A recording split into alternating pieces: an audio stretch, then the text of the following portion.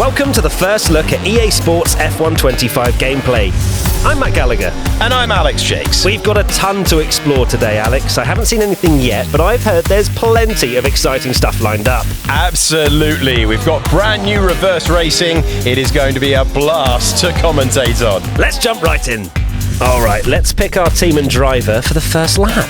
We've gone for Haas and we've gone for Oliver Behrman. Not a bad shout. I'm ready for this one, and you need to be ready as well. We're taking a lap around Austria in reverse. Alex, you've done a lot of commentary, but not in reverse. No, this is going to be a unique challenge, Matt. I'm not nervous at all.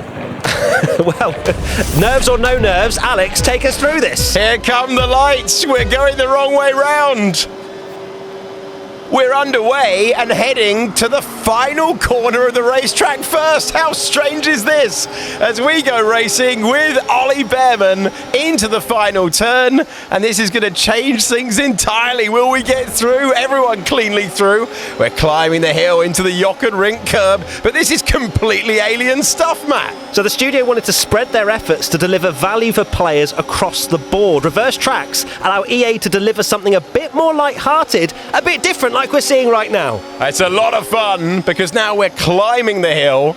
Turn 7 and 8 normally have now turned into a really fast chicane. This is still a great overtaking opportunity, and Ollie Behrman's showing us that.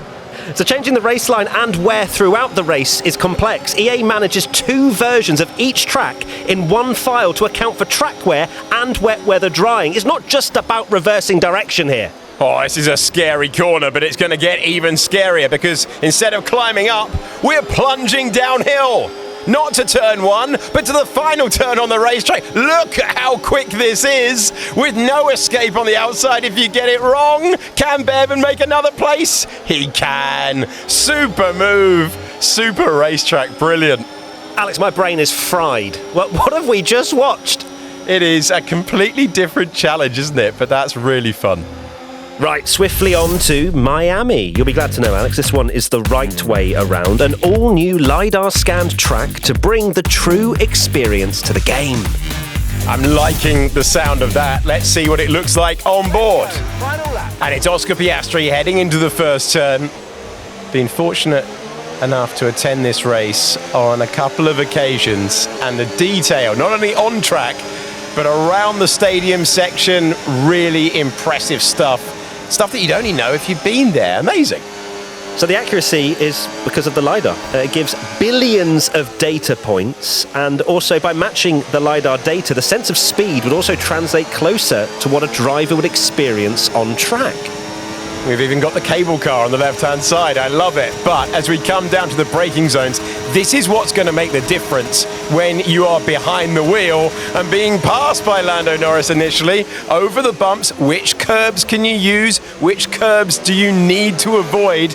Absolutely crucial. Certainly at corners like this, as we climb the hill, some you have to avoid, some you have to take, like that one on the apex of the chicane. So LIDAR enhances track realism by capturing details like elevation and curb height. You could just see when we were on board there, the way the car was bouncing around and compressing. It's brilliant stuff. And we're going all the way to the end now. Here we go with Oscar Piastri. We're going to get the bumps into the braking zone. How much speed can he take through here? Final corner of the last lap. Stadium is ahead of us, but we're heading to the checkered flag. And Oscar Piastri comes over the line to win again and to punch the air. Absolutely awesome. Just amazing, mate. Well done. Woo. Well done, everybody. Massively deserved. That's a nice touch, isn't it? Oscar Piastri in the flesh. Yeah, his actual team radio included in the game. Off to the podium we go now. Loving that from the podium, and off we are. This is looking like a massive step up.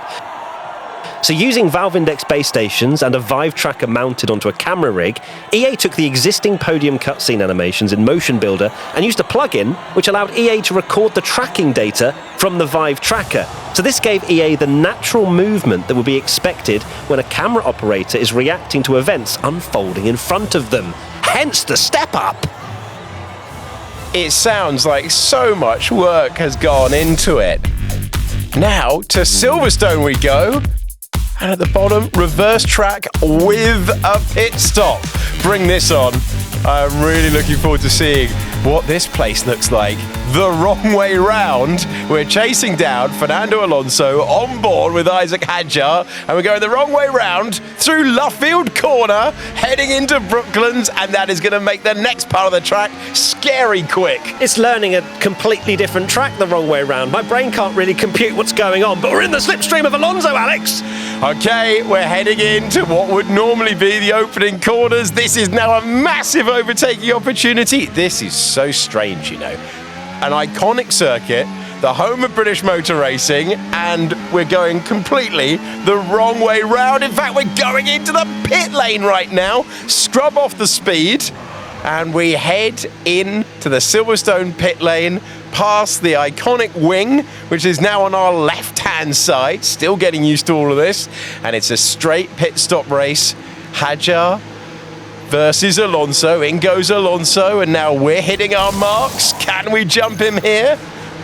The turn-in was optimal. We hit our marks. Can we beat the Aston Martin out? No! Fernando Alonso has done us. He's kept position. I'm intrigued to see what this next bit's like, though, because it is so tight in real life, and it's now the pit exit. We've barely got any room to use.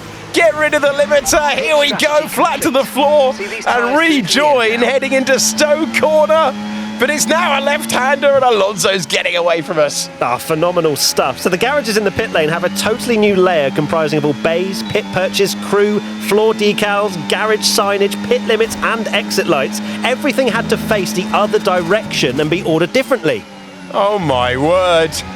Beckett's, then maggots. Unbelievable combination, still brilliant, even in reverse. And we're heading to Copse Corner. Are we going to go around the outside? Hang on right now. Come on! Oh, what a move that is. Amazing. Nice work, mate. That brings This you is up a place. absolutely brilliant to watch. I think this track will actually be one of the most difficult ones to learn. Totally agree, Matt. We are now off to Bahrain.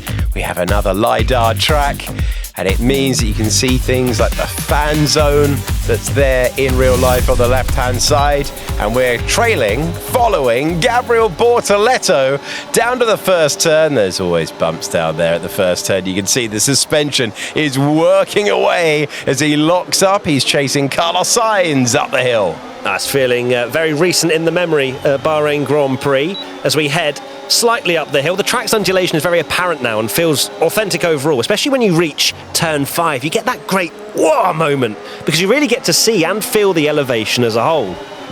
And the fast stuff is where LIDAR really comes into its own. Big direction changes, completely accurate. And now we're at turn 8. We're getting closer to the Williams in front. Speaking of accurate, representation of the sandy and desert terrain verges in terms of slope and natural formations. The accuracy is just unmatched. We head into turn 10 now, known for its challenging downhill braking zone. That's also been replicated so that players will get to experience the precise elevation drop and tricky off-camber corner entry, giving them a true-to-life driving experience. Oh, it's Lock-Up City.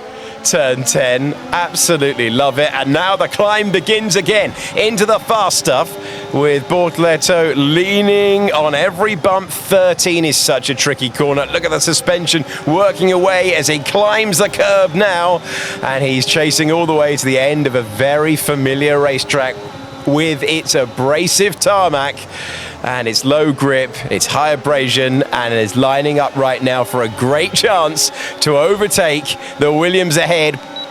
There's the rear wing element going up, and the Brazilian driver continues to chase on to Suzuka. Yes, please. Absolutely adore this racetrack.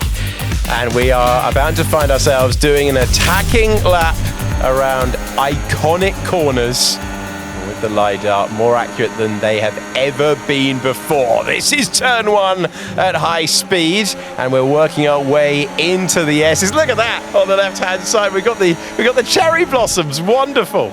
Beautiful as well. You've got the pink Alpine of Jacques. It's all just working out beautifully into the first sector.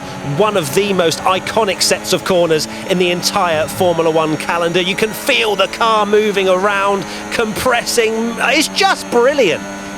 Into the Degners, through the first one, through the second one, And we're gaining all the time on Yuki Tsunoda. The dive bomb!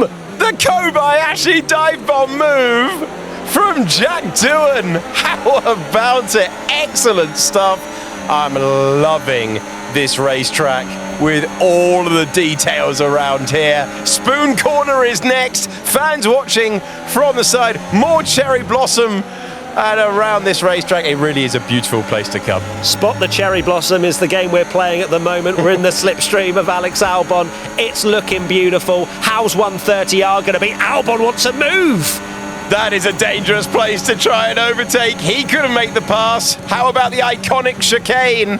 Made famous by Prost and Senna. The big wheel on the left-hand side. It's an amazing view from that, by the way. It's an amazing view on board with Jacques Doohan as we go across the line.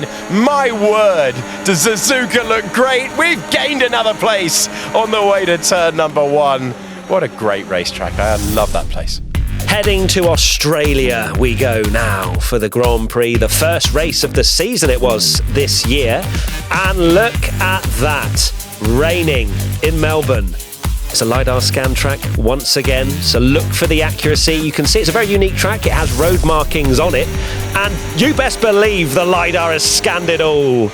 I'm so relieved it has, because that is going to make things extra tricky. That is going to provide you with the same challenges that the drivers themselves experience. And I love that we've got the wet conditions, just like we saw for the real thing earlier in the year, as we go past the stadium section now on the right-hand side. So the building's placement, which you'll see around the track, is probably the biggest change, with the proportions of the pit buildings being accurate now, as well as all of the bridges and gantries around the track being correct. I love to see it. Lean on the curb on the way out. Little bit of a correction there as we went over the markings. This is the flat out section now. Changed a couple of years ago. We're going up through the gears. This is such a high speed change of direction. The fast chicane. How brave are you feeling through here? Gaining so much time, and another great overtaking opportunity. We're chasing down Liam Lawson. This place looking fantastic, even though it's pouring with rain. Oh, we're going to go for a move down the inside of Lawson. Beautiful stuff, and you'll see all around this circuit, as it is a street circuit technically, every barrier has been replaced with the correct height and proportioned versions, as well as all the colours and materials being updated. A brilliant place to go racing, a wonderful crowd, and now the most accurate version of Albert Park we have ever seen. The car moving around so much in the rain as well, as we go over the line again, chasing down Lewis Hamilton for 8th position at Albert Park. Carlos Sainz making his way through. Right, last one for today, and it is Zandvoort. As you can see, the entire start grid has had to be replaced on the opposite side of the start straight. In real life, this isn't even a consideration and might not be able to fit all the cars. This is going to be amazing, because it's a banked first turn. Look at this. This place is mad enough. The normal way round. This is epic going backwards. We're now into the stadium section. I'll spot your apex here. Where is it? I tell you what, I'm really enjoying this version of Zandvoort. It's going to get quicker and quicker now, and there's a good overtaking opportunity coming our way. I mean, we're already ahead, so don't worry about it too much. On board with George Russell, snaking our way through, and then it's going to get super quick again. I quite like it this way round. Yeah, I think it's going to get even more chaotic now as we head through this left-hander, missing the apex ever so slightly, and this corner here, banked uphill. Here we go. I'm going to speak to the organisers. I think this is the way forward. This is so quick, and it now means that the original turn 3 is going to be no runoff at all, and banked as well. Ah, phenomenal stuff. How is turn 1 in real life going to fare for the driver here? The last corner. Yeah, on the power. That's epic. That is so good. All right, Zandvoort, we've got a few ideas for the Grand Prix. It's not over until it's over. Okay, great job. I feel like that reaction would have been absolutely his reaction going round Zandvoort backwards, to be honest with you. Players can actually expect over 1,000 radio messages across the game from real-life races. That was a lot of fun, Alex. A great look, an insight into F1 25. How did you find it? Yeah, really enjoyed it. I'm loving that reverse track feature. Make sure you go and pre-order F125 now.